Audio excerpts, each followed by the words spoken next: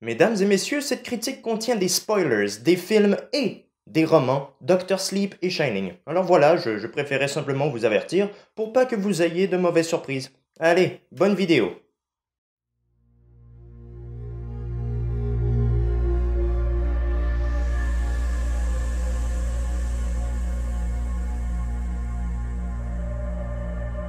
Salut à tous et bienvenue à ce nouvel épisode d'Horreur Critique.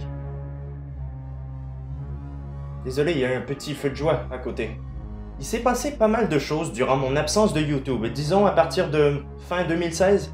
Il y a eu beaucoup de films d'horreur qui sont sortis au cinéma et notamment plusieurs adaptations de romans de Stephen King. Netflix en a produit quelques-uns qui sont pas tous forcément réussis, comme 1922 ou Dans les hautes herbes, tandis qu'à la télévision, on a eu l'adaptation de la trilogie Monsieur Mercedes, The Outsider, le 22 du 11 63, The Mist, Le Fléau et la série anthologique Castle Rock. Puis finalement, au cinéma, on nous a proposé La Tour Sombre, une nouvelle version de Cimetière et de Ça. Moi, à l'automne 2019, j'étais plongé dans le roman Dr. Sleep, paru en 2013 et qui sert de suite au classique du genre Shining. Et puis, peu de temps après, sortait l'adaptation cinématographique de ce bouquin, réalisé par Mike Flanagan. Alors on peut maintenant se demander, était-il nécessaire de faire une suite à Shining? Ma réponse est non. Voilà, je vous le dis tout de suite. Non, c'était pas nécessaire, mais, une fois qu'on l'a entre les mains, on se dit que c'est une bonne chose qu'elle existe cette suite. Sur papier du moins, parce que oui, j'ai beaucoup aimé le livre. Le film, lui, il vaut quoi?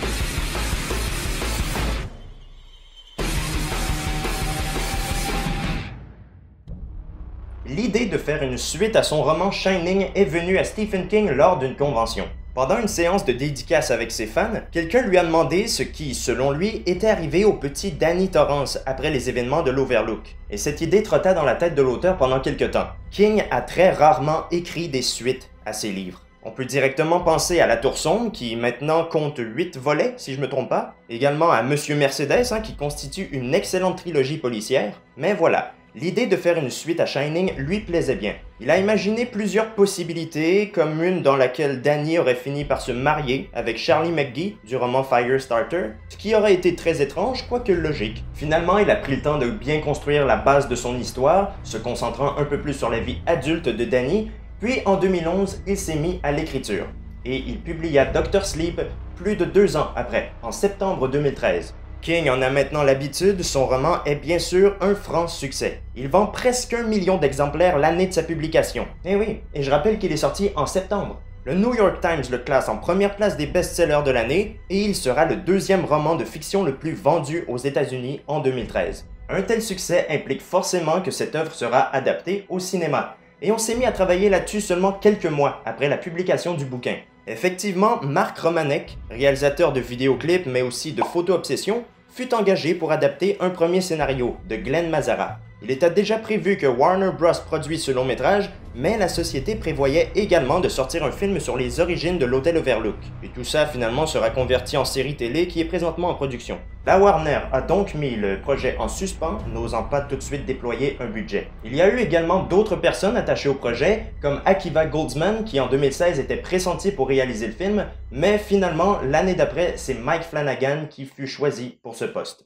À l'âge de 5 ans, Danny Torrance a vécu l'enfer. Isolé dans l'immense hôtel Overlook avec sa mère Wendy et son père Jack, celui-ci a complètement pété un câble, persécuté par les fantômes de l'hôtel, accablé par l'isolement et a tenté d'assassiner sa famille. Et ouais.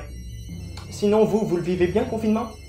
Doté de mystérieux pouvoirs psychiques, Danny a pu s'en sortir indemne avec sa mère. Ils ont tenté de vivre une vie à peu près normale, mais le garçon était toujours hanté par les fantômes de l'hôtel. Il tentera en vain d'oublier tout ça au fil des années et finira par sombrer dans l'alcool, atténuant ainsi ses pouvoirs. Waouh, un personnage alcoolique dans une histoire de Stephen King, c'est du jamais vu. Arrivé au fond du gouffre, Dan s'installe dans une petite ville du New Hampshire, où il se trouve un job dans un hospice. Là-bas, grâce à ses pouvoirs, du moins ce qu'il en reste, il apaise les patients mourants et les guide vers le repos éternel, d'où le surnom Dr. Sleep. Entre-temps, une jeune fille du nom de Abra perturbe ses parents en leur dévoilant d'étranges capacités psychiques. Et oui, elle aussi a le Shining, et elle parvient à communiquer avec Dan. Le problème, c'est qu'un groupe d'individus qui se font appeler le Neuvrais parcourent le monde depuis des milliers d'années à la recherche de personnes spéciales, de personnes dotées de ce genre de capacités. Une fois qu'ils les trouvent, ils les tuent et se nourrissent de leur pouvoir et de leur souffrance. Abra est donc en danger, sans même le savoir, et Dan devra mettre ses problèmes de côté pour tenter de l'aider. Je vais aller droit au but. La première fois que j'ai vu le film, j'ai plus ou moins aimé. Enfin, j'ai quand même apprécié plusieurs choses, hein. C'est un bon film, je l'ai pas détesté, mais il manquait quand même un truc. J'ai donc attendu la sortie Blu-ray pour voir la version longue, et c'est vrai qu'elle arrange quelques trucs, mais globalement, mon avis reste le même, je suis assez partagé. Bon, si on veut comparer l'histoire du film à celle du roman, ben ça reste très fidèle. Et oui, je vous vois venir. Je sais que les adaptations cinématographiques ne sont pas forcément obligées d'être ultra fidèles à l'œuvre originale pour être réussies. Il y a qu'à voir Shining, hein, le long métrage de Kubrick qui s'éloigne pas mal du récit de King, et c'est quand même un film incroyable.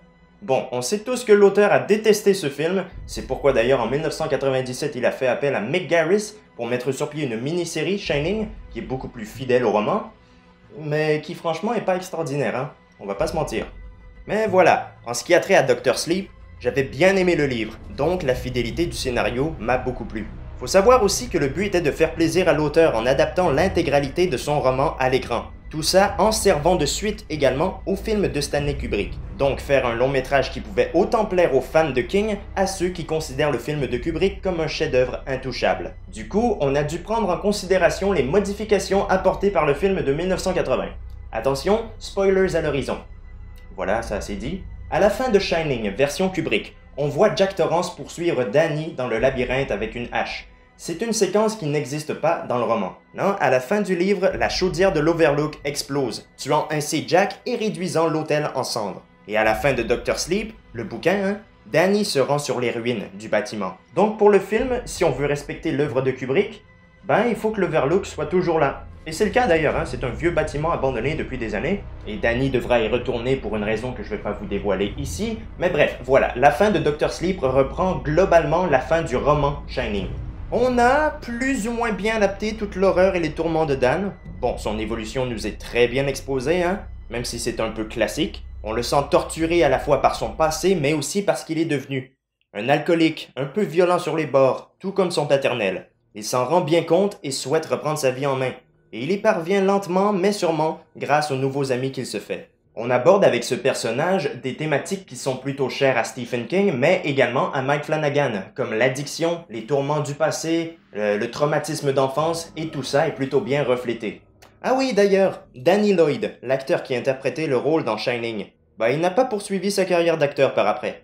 Non, il est devenu professeur dans une école du Kentucky. Toutefois, Mike Flanagan l'a contacté pour qu'il fasse un petit caméo dans le film. Et oui, juste ici. Le rôle a été repris par Ewan McGregor, qui à son habitude offre une très bonne prestation. Son histoire nous est donc bien racontée, oui, mais on reste tout de même en surface, hein. On n'approfondit pas plus qu'il faut sur ses tourments. Ça fait le job, mais j'en aurais redemandé. Reste que Dan est le personnage le plus travaillé de cette histoire. Qu'en est-il des autres? Commençons par les antagonistes. Il y a Rose Clack, ou Rose the Hat en VO, la chef du Neuvrais. Hello there. Portée à l'écran par une excellente Rebecca Ferguson, elle offre des scènes assez intenses et creepy. Elle est menaçante et charismatique à la fois, et malgré son apparence très séduisante, elle se révèle être un vrai monstre. On remarque également son bras droit, Corbeau, et sa nouvelle recrue, Andy la Vipère. Mais les autres membres sont pas mal en retrait. On les voit souvent, oui, mais ils n'ont pas beaucoup de scènes marquantes ou beaucoup de dialogues. Et c'est là tout le problème avec le Neuvrais. Le concept de ce groupe dans le livre est vraiment cool et plutôt original. Les membres de cette troupe se nourrissent donc des pouvoirs et de la douleur de leurs victimes, comme je l'ai expliqué, et ça leur permet d'assurer leur longévité. Certains d'entre eux sont en vie depuis l'époque de l'Empire romain. D'autres auraient participé à l'assassinat du président Kennedy. Bref, tout ça nous est décrit en détail dans le roman, alors qu'on l'effleure à peine dans le film. Ça reste un peu flou, on sait pas vraiment pourquoi ils font ça, ni comment ils ont commencé, et c'est plutôt décevant puisqu'ils ont un rôle important à jouer dans le dénouement de l'intrigue. Mais ce que je trouve encore plus dommage, c'est ce qu'on a fait des alliés de Dan. Le personnage de Billy Freeman, par exemple. Il est censé jouer un rôle indispensable dans le dernier acte. Il a aidé Dan tout au long du récit, il l'a accompagné lors de ses rendez-vous aux alcooliques anonymes, ils ont travaillé ensemble et ils ont tout fait pour vaincre le Neuvrais. Dans le film, il sert presque de personnage secondaire. On le voit quelques minutes seulement, dans quelques scènes, et il finit par mourir, comme un con. Yes. Et puis Abra, je veux dire, on est d'accord, c'est censé être l'un des personnages centraux de l'histoire. Et elle l'est, hein, ça y a pas de problème. Le truc, c'est qu'elle manque de substance. Autant le personnage m'avait touché dans le roman, là, ben j'en ai presque rien à faire. Je trouve les scènes qu'elle partage avec Dan plutôt fades, je sens pas tellement leur chimie, leurs dialogues sont un peu invraisemblables, et ses réactions sont incohérentes. Vraiment. En la voyant comme ça, est-ce qu'on dirait que son père vient de mourir? Parce que c'est le cas, hein, son père s'est fait tuer il y a seulement quelques minutes. Mais bon, après c'est peut-être dû au fait que l'actrice ici tient son premier rôle. En tout cas, vous aurez compris que j'aime bien l'intrigue de Dr. Sleep, mais le traitement des personnages est pour moi raté. On s'attache pas vraiment à grand monde et ceux qui auraient dû être en premier plan ont été mis de côté. Parlons maintenant de Monsieur Mike Flanagan, connu pour des films tels que Before I Wake, Oculus, la série The Haunting of Hill House qui est excellente, et une autre adaptation de Stephen King, Gerald's Game. J'ai toujours été partagé au sujet de ce réalisateur-là. Soit j'aime ce qu'il fait, soit je trouve ça long et plat, comme une cravate. Et pour Dr. Sleep, je dirais que ça a été un peu un mix des deux. Déjà, le style de mise en scène du bonhomme me plaît quand même beaucoup. Un style bien froid, sombre et mélancolique. Un style qui, bien sûr, rappelle celui de Kubrick dans Shining. Accentué en plus par une magnifique photographie de Michael Fimognari, qui travaille très souvent avec le réalisateur, mais là, tu sens bien comme il faut que Flanagan essaie d'imiter un peu le style de Kubrick. Ce qui n'est pas forcément un défaut en soi, hein. Attention, je parle pas non plus des scènes de flashback qu'on a au début, de la version longue qui est pratiquement divisée en chapitres, comme Shining, ou de la musique, qui est juste la même, ça limite ça passe, mais t'as certains plans ou des scènes qui font référence directement au film de 1980 sans aucune subtilité. Bien sûr, c'est des hommages, et c'est très bien comme ça, mais il y en a qui sont vraiment pas subtils, quoi. Ça, c'est exactement la même scène. Ça, c'est le bureau de Holman. Et bien sûr, le classique « Here's Danny ». Sauf que l'histoire de Dr. Sleep n'a rien à voir avec Shining. Quand on lit le livre, on voit très bien que ça s'éloigne complètement de l'esprit de son prédécesseur. Donc les multiples hommages ou références à Shining dans le film sont bien sûr cool à voir. C'est la nostalgie, évidemment. Mais parfois, on sent qu'on en fait un peu trop. Au final, c'est pas si grave que ça, je veux dire, il faut quand même se mettre à la place de Flanagan, hein. Il s'est lancé tout un défi, le mec. Le gars est un immense fan de l'œuvre de Stanley Kubrick à la base. Et là, il devait faire à la fois une suite à ce film-là, et une bonne adaptation du support d'origine. Le Shining de Kubrick est un véritable monument du 7e art. Et d'après moi, si Mike Flanagan avait choisi de trop s'éloigner de son style, ça aurait été l'hérésie totale. Ce que le spectateur veut, c'est renouer avec l'univers Shining. Il parvient toutefois aussi à insuffler sa patte personnelle dans plusieurs scènes. Dès le début, on a droit à des plans bien creepy, des scènes malsaines et des séquences fantastiques qui font carrément rêver. C'est vraiment bien filmé, les jeux de caméra sont efficaces, on a droit à de magnifiques plans séquences, vraiment le visuel de ce film est impeccable. Certains diront que le rythme est trop lourd ou trop sombre, et j'avoue qu'en milieu de film on sent un petit relâchement, mais somme toute, je trouve que ça convient parfaitement au film.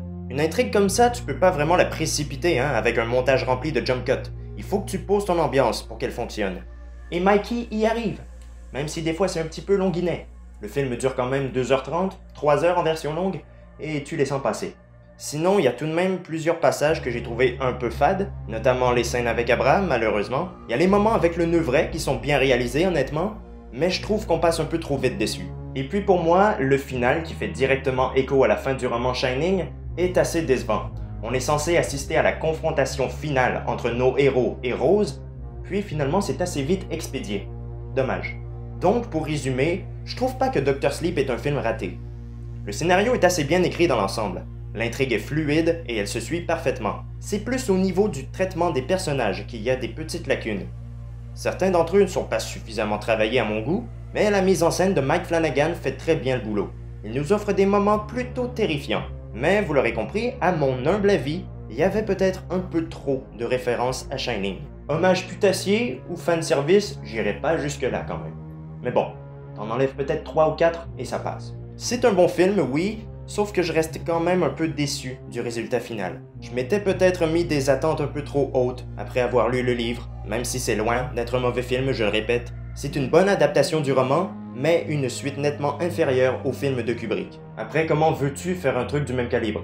Et c'est ainsi que s'achève cette critique, mes amis. J'espère que vous l'avez bien aimé. Nous, on se donne rendez-vous très bientôt sur la chaîne pour une nouvelle vidéo, une édition assez spéciale de Laurent au cinéma. Et oui, sinon vous connaissez le refrain, hein? Tu partages, tu likes, tu t'abonnes, tu connais.